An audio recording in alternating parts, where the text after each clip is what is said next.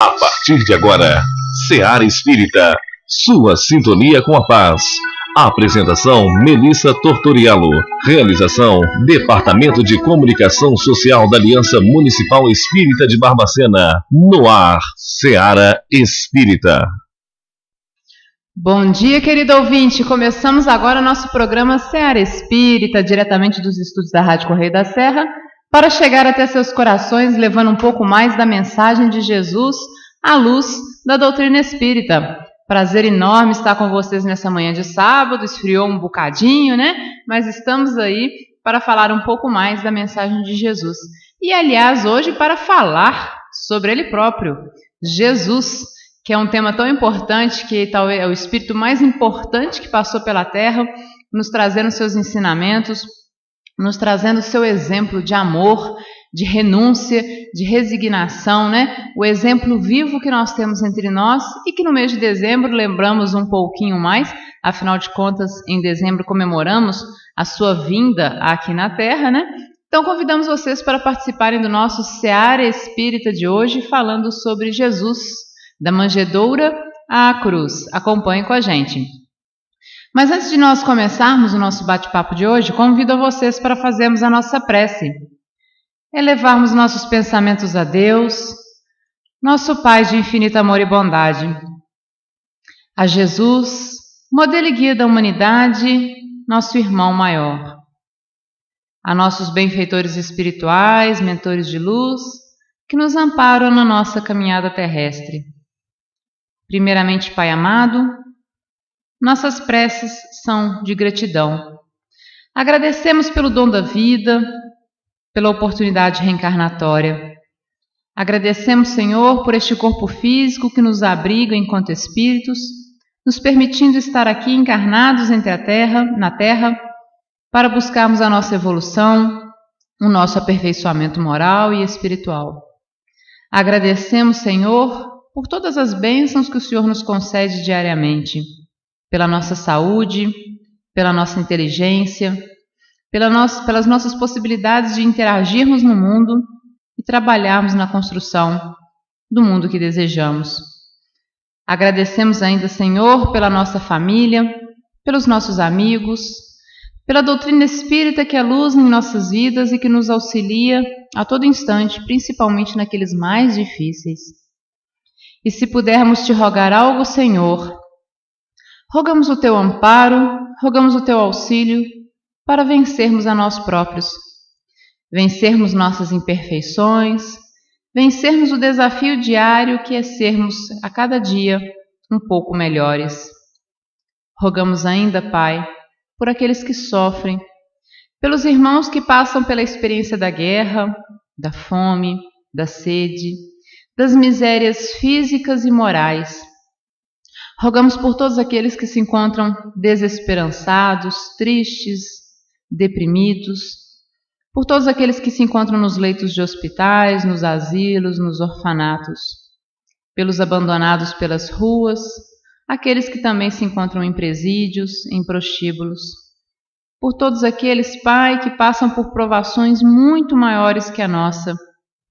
Por eles rogamos e imploramos a tua misericórdia, o teu amor, as tuas bênçãos, para que estes irmãos entendam o porquê da dor, compreendam a sua misericórdia e sigam firmes na construção de um mundo melhor para si e no seu entorno, que mantenham a esperança viva do teu amor e da tua paz.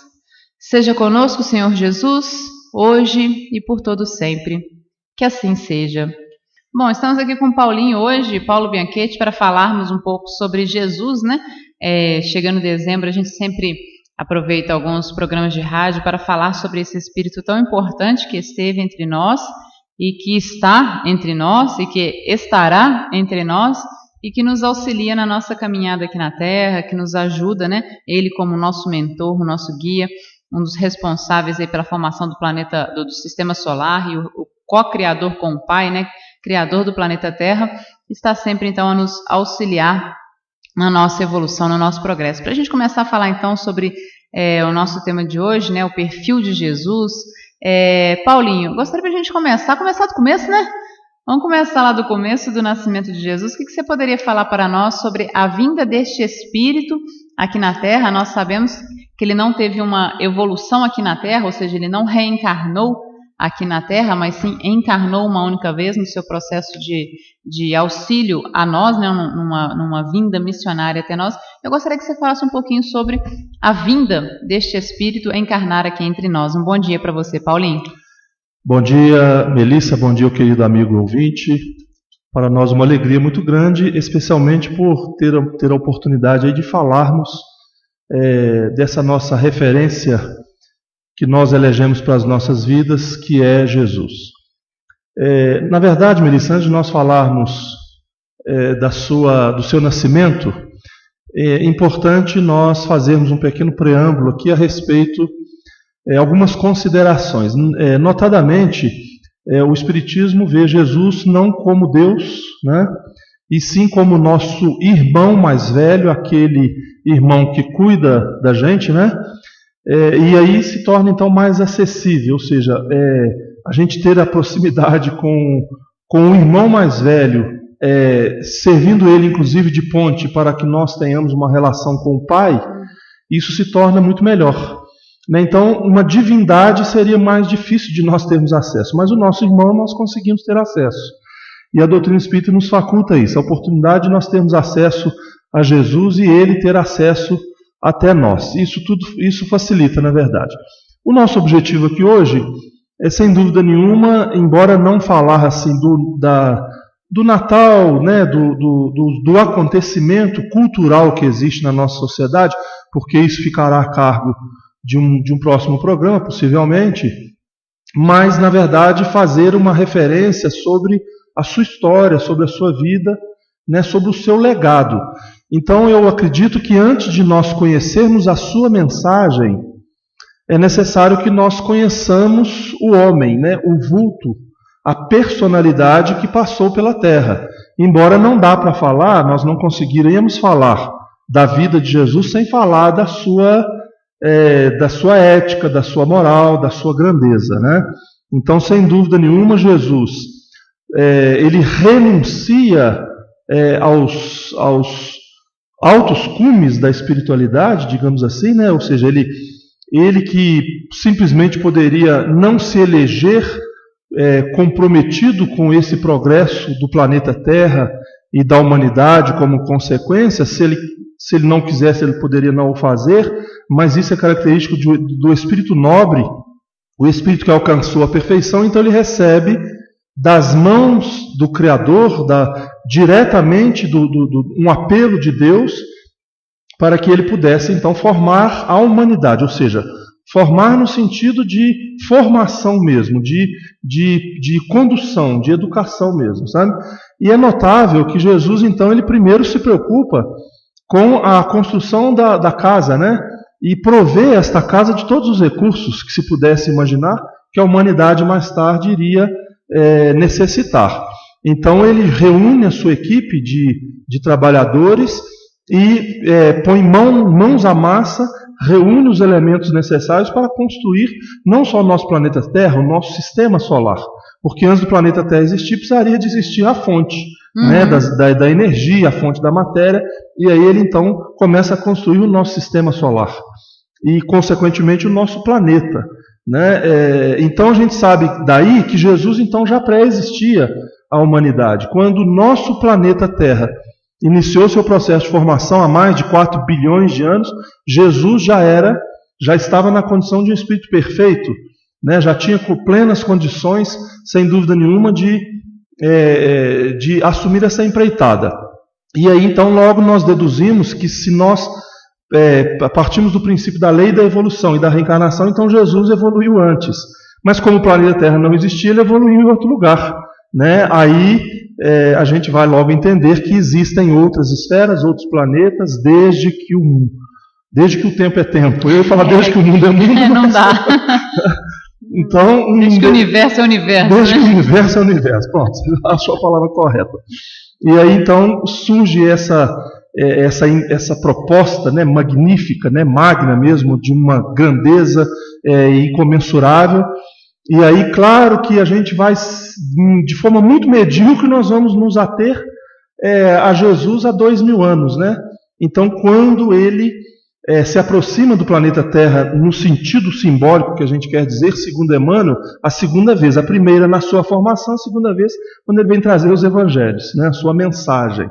E aí é que é notável que nós então, a partir daí, podemos conhecer, embora de forma muito parca mesmo, né, sem muitos detalhes, porque muita coisa que aconteceu se perdeu, né? Muita coisa foi mal compreendida, foi mal entendida, muita coisa o Espiritismo está resgatando, vem resgatando há mais de 150 anos, até o próprio codificador, nobre codificador do Espiritismo, o professor Allan Kardec, vem referendar de que o Espiritismo veio retirar o véu que foi lançado intencionalmente sobre a mensagem do Cristo. E aí a gente percebe que Jesus, então, ele se matricula no corpo de carne, né, aceita o desafio, porque ele é como se falasse assim: bom, nós vamos construir a casa, equipar a casa, agora nós vamos lá ensinar para eles como cuidar da casa, como viver nessa casa. E ele vem então há 2000 anos, e aí quando acontece esse processo de nascimento, e nós espíritas cremos que pelas vias naturais, né, não houve aí nenhum ato miraculoso, nenhuma derrogação das leis cósmicas. Jesus nasceu pelas vias naturais, através do ato sublime da sexualidade, e com isso a formação do seu corpo biológico, e nos oferecendo a sua presença, né, a sua presença física, biológica, de um espírito dessa natureza. E aí é notável que ele poderia também ter escolhido nascer no seio da mais alta corte, né, da alta sociedade, digamos assim, mas na verdade ele prefere nascer em uma singular estrebaria, no meio dos animais, no meio da simplicidade, exatamente para dar o exemplo como deve ser a nossa vida, né? Não de escassez, no sentido de nós sofrermos por opção a escassez dos recursos que a vida nos oferece. Porque se fosse assim, ele não teria equipado o planeta Terra de todos os recursos naturais. Se hoje você tem um carro, né, Melis, que você dirige o seu carro, é porque um dia caiu um meteoro no planeta Terra, trazendo os elementos, né, os elementos necessários para que hoje pudesse ser descoberto. Essas matérias para que fosse composta a nossa vida. Então tudo que nós temos hoje, nós não imaginamos quando nós usamos um celular. Isso está ligado a milhões e milhões de anos, quando caem no planeta Terra metais preciosos que vieram do espaço, do universo, para compor a formação geológica do planeta Terra, e daí retirar os elementos necessários. O celular tem no seu chip, no seu componente eletrônico, tem elementos que são encontrados na natureza e que têm essas origens. O que nós queremos dizer com isso? Que tudo isso estava muito pré-definido, né? Ou seja, a espiritualidade sob o comando de Jesus já havia definido isso muito bem. Então o seu nascimento, que nós não vamos nos deter aqui a detalhes, mas ele é marcado pela simplicidade, né? Pela experiência da simplicidade que iria marcar toda a sua vida, toda a sua trajetória. Agora, a infância dele, Paulo, também teve um significado especial, né? Apesar de talvez pouco conhecida, digamos assim, né? Mas tem alguns acontecimentos ali que são importantes também, né? Que a gente traz como ensinamentos que perduram até hoje também, né? A gente tem a passagem de Jesus aos 12 anos, quando ele vai à sinagoga, né? E tem algumas outras passagens que são bem interessantes também, que a gente tem, que os evangelhos nos trazem, que a doutrina também espírita nos revela em alguns pontos, né? O que você pode falar para a gente da infância do Cristo? Muito pouca coisa, porque nós realmente não a conhecemos. Da vida de Jesus, muito pouco se sabe, senão daquilo que foi grafado a partir dos 30 anos. Mas existem algumas referências, e nós vamos encontrar o espírito Humberto de Campos, no livro A Boa Nova, trazer algumas informações, e notadamente uma quando, isso você já fez referência aos seus 12 anos, quando Jesus vai ter com os doutores da lei no templo, né? E é curioso quando Humberto de Campos narra no livro A Boa Nova, no capítulo 2 deste livro, Jesus e o Precursor, quando ele referencia um encontro de Maria, mãe de Jesus, e Isabel, a sua prima, que também já havia dado à luz, né? E nós tínhamos aí a figura incomum de João Batista, né? E elas conversando ali, muito preocupadas com os acontecimentos na vida daquelas crianças, porque de forma muito tenra estavam se revelando, né, com as suas características, como espíritos realmente já muito amadurecidos pela pouca idade que tinham. Mas o que se chama realmente a atenção é o momento em que, depois de uma breve conversa ali entre as duas, e que as duas crianças que estavam brincando ao longe, né, de repente elas se juntam às mães, e era o momento de Isabel ir embora para sua casa. Então ela convida Jesus para ir com ela, né? Vamos comigo e tal, aquela coisa, né? Vamos lá passar uns dias, passar o final de semana e tal. E aí Jesus então responde uma coisa curiosa, né? Ele faz talvez a sua primeira profecia. Ele falou, João partirá primeiro, né? Quer dizer, elas ficam espantadas. O que Jesus estava querendo dizer, né? Ele falou, não, eu não vou junto com ele partirá primeiro, né? E aí a gente põe-se a perguntar já a experiência desse Espírito, o que ele trazia na sua intimidade. Na verdade, ele estava se referindo a dois aspectos. Primeiro, João partiria para o enfrentamento dos acontecimentos daquela época primeiro. Ele iria botar a sua cabeça a risco primeiro do que Jesus. Ou seja, ele veio desbravar, ele veio preparar, ele veio ser como que arar o terreno para que Jesus depois viesse semeando. Ele iria primeiro fazer isso, né? Ele iria partir nessa direção primeiro. E, consequentemente, partiria para o mundo espiritual primeiro, né? Porque ele, na verdade, coloca em risco, vamos dizer assim, a sua vida, mas sabendo o que estava fazendo, né? Com convicção de que, como que o soldado fiel ao general que lhe dava a ordem para ser executada naquele momento. E alguma semelhança com os dias atuais, quando nós vimos aí Salomé sendo representada pelas futilidades que o mundo oferece, porque ela, de forma muito fútil, ela pede a sua cabeça, né? E Herodes, a sua esposa, aqueles que nos representam nos dias de hoje, né? Quando são muitas vezes, aqui a gente vai ver Humberto de Campos dizendo exatamente desta forma, né? Salomé representa a futilidade do mundo, Herodes e sua mulher, o convencionalismo político e os interesses particulares. Ou seja, não há preocupação com o outro, há preocupação consigo, né? O que eu desejo nesse momento? E aí eu faço sem consequências, sem ver o custo disso, né? O ônus que as pessoas e que os demais terão a esse respeito, preocupando-se tão somente com o nosso bem-estar e a nossa autorrealização. Isso é notório porque João Batista, ele dá a sua vida para que o trabalho pudesse ser iniciado. Sem ele nós não estaríamos aqui falando sobre Jesus, né? Sem esse acontecimento, as coisas não estariam hoje acontecendo, né? Com uma esperança muito grande de transformação do mundo, porque senão Jesus não teria perdido o tempo dele, né, Melissa? Se a gente falasse, não, está tudo perdido e vai de mal a pior, eu falo, então, peraí, vamos pegar o Evangelho, rasgar e jogar fora. Porque não teria sentido todo esse esforço hercúleo, né, desenvolvido pelo Cristo e pelos seus amigos, pela sua equipe, sem que isso tivesse um final feliz, né? Final no sentido não de término, e sim de finalidade, né? Como lembrou muito bem aqui, oportunamente, o nosso Luciano Alencar. Certo, e você colocando essa questão, Paulo, nos faz pensar também. Na verdade, eu fiquei pensando que enquanto você contava a história de João e de Jesus, que Jesus fala que João partiria primeiro, né? Eu fiquei pensando, gente, como é que deveria ser o diálogo entre João e Jesus, né? Porque pena que a gente não tem esses registros, porque não deviam ser assim simplesmente brincadeiras de criança.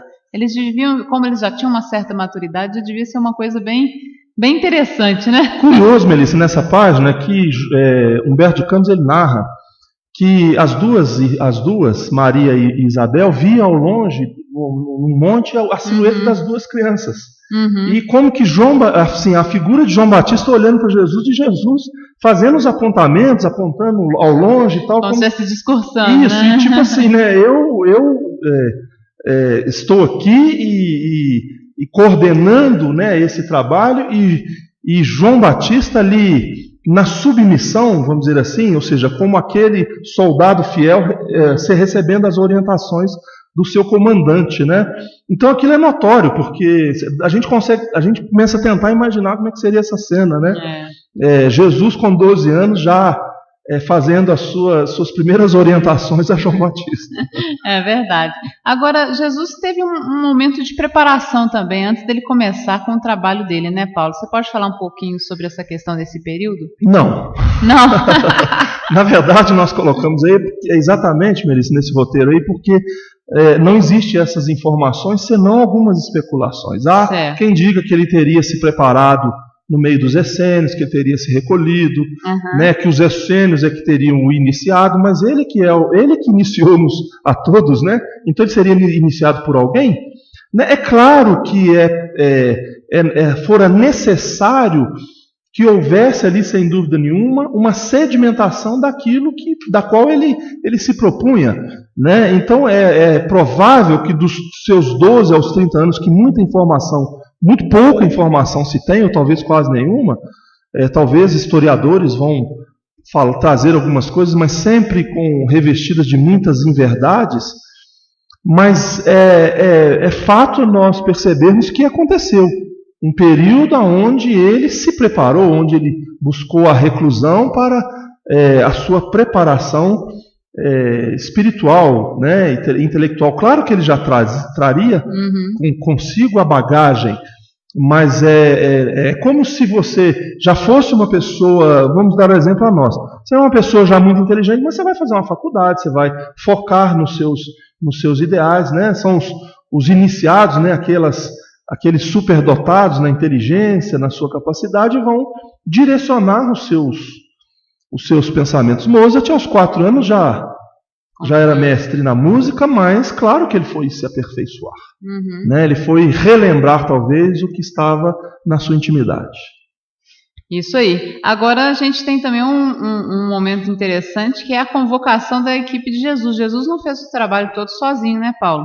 E isso nos traz algumas reflexões quando nós também estamos desempenhando as nossas tarefas aqui na Terra, né? Você pode falar para a gente um pouquinho sobre essa convocação da equipe do Cristo? Isso é muito conhecido dentro do Evangelho, quando a gente vai percebendo que Jesus, quando ele se vê em condições de iniciar o trabalho, ou seja, o terreno mais apropriado para que isso acontecesse, ele então ele sai para o mundo a fazer a convocação dos seus amigos, né? E é característico, né, quando ele faz essa andança, ele vai fazendo essas convocações, mas a mais notada que nós observamos é quando ele vai ter com Pedro, que estava à margem do Mar da Galileia, já chegando de uma pescaria talvez muito frustrada, né? E ele, pescador de peixes, né? Mas pescador de peixe tem pescador de outra coisa? E aí Jesus então fala para ele, não, tem pescador de homens, o farei pescador de homens, né? E aí Pedro se vê ali numa situação, porque ele tinha família, ele tinha que prover o sustento. Dá para imaginar nós abandonarmos tudo? Né? Abrir mão da nossa vida para seguir alguém que você está encontrando naquele momento?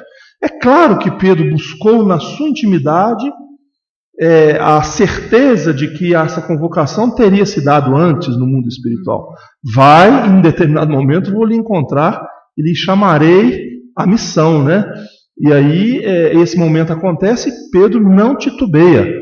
Ele larga os seus ideais pessoais para seguir uma causa, a causa do Cristo, a causa da humanidade. Então, é notório que Jesus então reúne uma equipe, como você muito bem lembrou, Melissa. Nós não conseguimos fazer nada sozinho, embora nós podemos fazer sempre a nossa parte, e quando outros não querem fazer, nós precisamos começar a fazer. Ninguém faz, então também não vou fazer, né? Então nós começamos a fazer, e foi isso que aconteceu. Jesus começa a fazer, e aí ele reúne essa equipe para ajudá-lo a fazer. E aí começa todo o seu trabalho, todo o seu messianato, mas sem dúvida nenhuma com uma equipe bem formada, cada um com seu papel específico. E assim começa, né, a história pública do Cristo, digamos assim. Bom, Paulinho, voltando ao nosso bate-papo, a gente falou sobre a convocação da equipe de Jesus, né, e para os trabalhos. Agora eu gostaria que você falasse um pouquinho sobre os ensinamentos de Jesus. Eu acho que até o final do ano que vem a gente consegue terminar, né? Mas você pode começar hoje mesmo? Na verdade, nós não pretendemos falar sobre os ensinamentos de Jesus na sua integridade, porque isso não seria possível. Mas o que nos importa aqui destacar é que o seu ensinamento teve cunho moral, sem dúvida nenhuma, ético, né, de comportamento. Na verdade, Jesus estabeleceu uma diretriz de comportamento para o ser humano. Ali está um código de ética. Se nós o conhecemos e aplicamos, e por isso que nós falamos aqui no início, é importante talvez conhecermos a sua vida, a sua história, mas não ficarmos somente aí, porque nós conhecemos Jesus, Melissa, muito como um homem que passou pela terra, que, vamos dizer assim, deixou uma marca, né, histórica na nossa vida, né, na nossa história mesmo, dividiu a nossa história em duas eras, em duas épocas, mas muitas vezes, Melissa, nós seres humanos nos detemos aí, né? Nós nos dizemos cristãos, frequentamos a nossa religião, mas somente isso daí. Na sexta-feira da Paixão acontecem as comemorações, no dia de Corpus Christi acontecem as comemorações, nenhuma crítica absolutamente, mas para que a gente possa pensar que não basta que nós nos reunamos à mesa e façamos uma prece no dia de Natal para comemorar a chegada de Jesus, quando na verdade nós não conhecemos a sua mensagem. Como aplicá-la se nós não a conhecemos? Então, essencialmente, a mensagem, o ensinamento de Jesus é moral. É aquela que vai nos mostrar, nos apontar o rumo certo da vida, né? Como agirmos diante das coisas que a vida nos apresenta. Evangelho, ou seja, evangelizar, o ato de nós conhecermos a mensagem de Jesus, né? Vem do latim evangelion, que quer dizer boa nova ou boa notícia, ou simplesmente notícia, e a gente sempre faz essa indagação se nós levamos ou recebemos notícias todos os dias, da mais diversa ordem, né? Então nós somos propagadores de notícias, e no caso do Evangelho, boas notícias. Muitas vezes nós achamos que evangelizar, Melissa, é aquela onde nós conhecemos ipsis literis a mensagem de Jesus, ou seja, conhecemos a letra e propagamos a letra. Mas com pequenos atos nós estamos evangelizando ou estamos sendo evangelizados. Quando uma professora sai de manhã para cuidar de crianças que não são suas, né, de forma carinhosa, mostrando as primeiras letras, né, começando a desenhar os primeiros conhecimentos, quando um lavrador sai de casa para o campo, que vai cuidar da plantação de forma velada, né, de forma carinhosa, ele está propagando a boa notícia, ele está propagando o Evangelho de Jesus. Quando nós estamos no nosso carro ao trânsito, se paramos devidamente na faixa de pedestre, se nós, como pedestre, atravessamos devidamente na faixa de pedestre, nós estamos evangelizando. O conceito da moral de Jesus ela é amplificada, não para nós nos determos à letra, mas aproveitarmos a letra do Evangelho para que a gente possa criar hábitos, formar novos comportamentos de vida. Então a mensagem de Jesus ela se caracteriza desta forma. Agora é notável que Jesus ensinava muito por parábolas, né? Parábolas vem parabolé, a origem da palavra, que quer dizer um paralelo. Ou seja, Jesus fazia um paralelo entre a realidade e o místico, se assim podemos dizer, ou da fábula. Talvez a palavra melhor seria essa. Ou seja, quantas vezes nós utilizamos desta linguagem para que a gente possa entender uma realidade? A mãe, quando vai ensinar para a criança, às vezes ela conta um conto de fadas. Na verdade, ela está ensinando uma verdade, embora aquela mensagem não seja verdadeira, seja uma fábula. Jesus utilizava então das fábulas para nos contar as verdades da vida espiritual. Era uma metodologia que Jesus utilizava. E ele era o divino médico, o divino professor, o divino tudo, né? Divino no sentido de excelência. e era também excelente orador, porque com os recursos daquela época, Melissa, fazer o que ele fazia, dominar as multidões, 5, 6, 8 mil pessoas, sem recursos didáticos, onde ele usava como palco a natureza, né, o mar, o barco, o monte, ou seja, todos os meios possíveis, todos os recursos possíveis naquela época, ele utilizava para propagar a sua mensagem. E esta mensagem varou 20 séculos para chegar até nós nos dias de hoje, não é à toa. Isso não aconteceu por um acaso, né? Nós precisamos observar isto, e por isso que nós andamos sofrendo muito, viu, Melissa?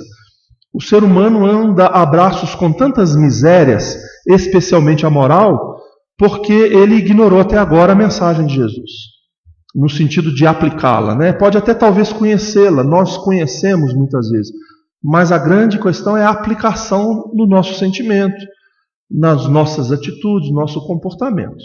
A disciplina antecede a espontaneidade, já nos advertia o nosso saudoso Chico Xavier, possivelmente uma mensagem de Emmanuel, exatamente nos convidando a nós criarmos uma autodisciplina para que a gente possa ser espontaneamente saudáveis, espiritualmente falando, mais adiante. Ok. Temos uma passagem também interessante que é muito relembrada, como você colocou, né, que algumas passagens são muito lembradas do Cristo, mas outras às vezes a gente deixa de lado. Mas essa é uma passagem importante pelo significado talvez dela, né, que é a ceia, ou a Santa Ceia, ou a Última Ceia, né? O que você diz para nós sobre essa passagem do Cristo e o significado dela, Paulo? O significado é muito importante. Até para nós que gostamos muito de comer, de sentar à mesa, né, juntar os amigos para nos fartarmos, Jesus ali nos dá não só o exemplo vamos dizer assim, como é que eu vou dizer, da importância do momento em que nós estamos fazendo o repasto, né, da sublimidade que é isso. Não é só o ato de nos enchermos de alimentos, e sim daquele momento sagrado, ou seja, o ato de nos alimentarmos é sagrado.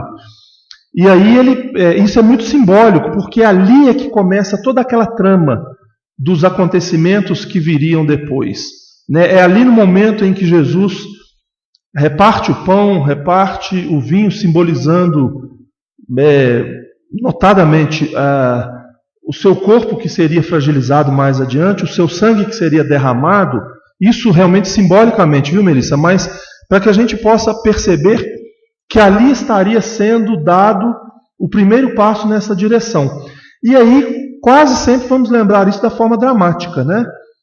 A traição de Judas, depois os acontecimentos que viriam mais adiante, mas percebemos que ali é o primeiro passo para a transformação da humanidade. E aí a gente tem em seguida, como você já colocou, né, os passos seguintes, que é o julgamento e a condenação do Cristo. E aí a gente precisa também passar um pouquinho sobre esse momento importante, né? Este julgamento e esta condenação, para todos nós, Melissa, seria muito duro, seria um golpe duríssimo. Talvez nenhum de nós, seres humanos muito simples no sentido da evolução, teríamos facilidade de aceitação disto. Porque a traição, como nós dissemos, do amigo, Judas, a quem Jesus primava, né, e prima, sem dúvida nenhuma, mas Jesus compreendia tudo muito bem aquilo dali, né? Ele sabia que a humanidade iria, o povo, vamos dizer assim, naquele momento iria hostilizá-lo, né? Ele sabia que os doutores da lei, que estavam muitas vezes revestidos pelas suas hipocrisias, iriam aceitar o apelo do povo e condená-lo, né? Ele sabia de tudo isso, mas ele enfrentou isso de cabeça muito aberta, sabendo de que isso teria uma importância para os destinos da humanidade. É notório percebermos que depois desses acontecimentos todos, o que vai talvez marcar muito, no meu modo de ver, é o momento em que acontece a negação do amigo Pedro, porque é mesmo aquele que ele havia sido requisitado às bordas do lago para que ele pudesse se juntar a ele para ser idealizador, para ser pescador de homens. Naquele momento titubeia na sua convicção, ele vacila naquele momento, mostrando a sua fragilidade moral naquele momento, mas representando também a nossa fragilidade moral. Ou seja, nós teríamos condições, se fizéssemos agora uma análise, diante de um convite desse, a irmos para o grande testemunho a que Jesus viera dar à humanidade. Estaríamos dispostos a ir junto? Nós daríamos a nossa vida por um amigo? Né? Na verdade, quando acontece isso com Pedro, ele nos convida à reflexão com esse equívoco, entre aspas, né? A nós pensarmos como seria o nosso comportamento diante deste ato. Possivelmente de queda moral também. Mas isso teve uma importância muito grande, Melissa, por isso que nós estamos nos detendo aí. Se nós percebermos que Pedro tivesse tido a firmeza, né, o ideal, não, eu estou com Jesus, possivelmente ele seria preso e condenado, julgado, condenado e morto também. E estaria perdido todo o trabalho, né? Tanto que Jesus depois vai adverti-lo que ele, como pedra, como resistência, como fortaleza, seria ali edificada a sua igreja. Não no sentido de templo, porque os templos ruiriam mais tarde, e aqueles que ainda não ruíram vão ruir mais tarde. Mas o templo do Espírito, que este é inabalável, né? Ou seja, a edificação do reino de Deus dentro de nós, né? E Pedro teria uma importância muito grande nisso daí. Se tivesse sido diferente, a história talvez seria outra. E aí Pedro, naquele momento, se vê muito amargurado, porque Jesus, quando sai da câmara ali de suplício, com o madeiro pesado e infame nas costas, Jesus buscou o olhar de Pedro. E a gente consegue imaginar, aliás, nós não conseguimos imaginar que sentimento dominou o coração de Pedro naquele momento. Porque ele havia negado o amigo 3 vezes. E Jesus o havia advertido que ele faria. E ele disse, não, jamais. Como nós, né, Melissa? Na nossa... A gente nega de pé junto que a gente vai fazer aquilo. Quando vê, a gente faz. Né? Isso é notório. E aí, Pedro, possivelmente uma angústia e um arrependimento muito grande o dominou naquele momento. Ele, claro que chorou profundamente, lágrimas amargas, mas ele não se deixou abater, porque ele poderia ter, como muitos de nós, ter buscado a fuga, como Judas, inclusive, buscou a fuga através do suicídio. Pedro resolveu enxugar as lágrimas e se redimir, né? Recompor a sua história, a sua missão, aquilo que ele desejaria fazer, e segue para o trabalho, né? E aí a gente percebe que Jesus então segue para todos os acontecimentos que viriam depois, o encontro com Pilatos, né, a subjugação diante daquele povo insano naquele momento, gritando o nome de Barrabás em vez de Jesus, soltem Barrabás e crucifiquem Jesus. Né? Ou seja, simbólico isto, porque nós o que gritaríamos hoje? Barrabás.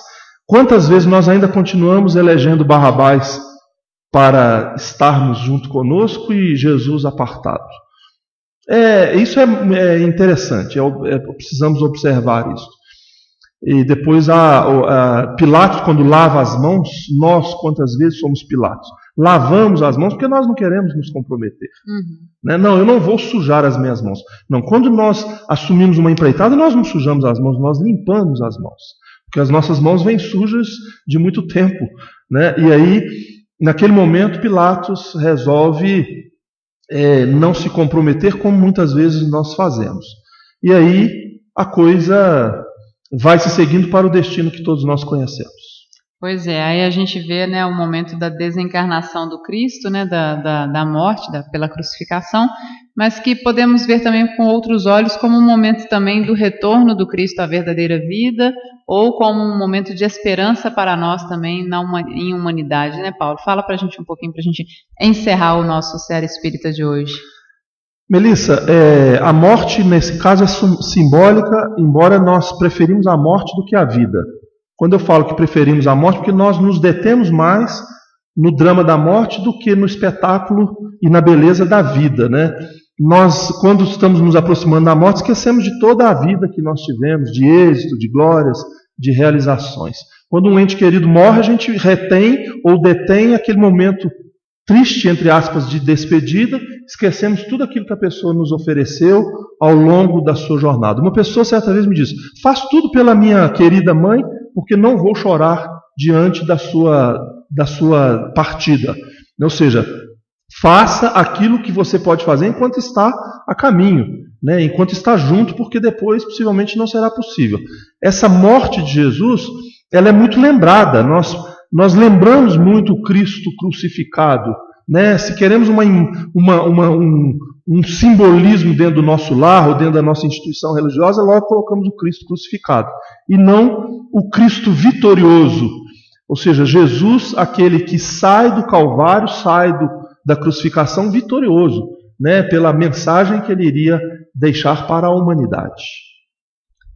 Ok, chegando aí ao final do nosso programa Série Espírita, Paulo, gostaria de agradecer por ter trazido essa mensagem, né, tão importante para a gente, a vida, né, de Jesus, os ensinamentos que ele nos trouxe, o seu exemplo de vida para todos nós, que a gente possa aproveitar esses ensinamentos e este exemplo de vida para traçarmos o nosso caminho também, a nossa própria vida. Então agradeço a sua participação aqui e por ter proposto esse tema tão importante para nós, que você encerrasse para a gente. Melissa, eu agradeço a você a oportunidade que nos é oferecida do trabalho e do aprendizado, e como mensagem final não poderíamos deixar de lembrar o encontro de Jesus, toda a sua experiência, toda a sua vida, com tantas personagens do Evangelho, né? A mulher samaritana, Zaqueu, a mulher adúltera, Joana de Cusa, Darsoval, e tantos outros, né? O próprio Pedro. Isso é muito simbólico na nossa vida quando a proposta desses encontros que aconteceram com estes notáveis do Evangelho significa muito para a gente no sentido de nós também o encontrarmos. Certamente a vida destas pessoas foram modificadas nas suas estruturas psicológicas, emocionais, espirituais quando encontraram Jesus.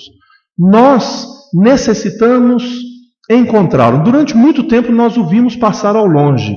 No entanto, hoje o apelo é o reencontro, ou o encontro com Jesus, né? O encontro no sentido, o homem sem dúvida nenhuma para ser lembrado, mas a sua história, o seu legado, a sua vida, a sua mensagem, para que neste período, não só de dezembro, quando nós fazemos muitas comemorações, mas ao longo da nossa experiência carnal, que possa ele ser nossa referência, nosso guia, nosso modelo, conforme os Espíritos nos advertiram no Livro dos Espíritos.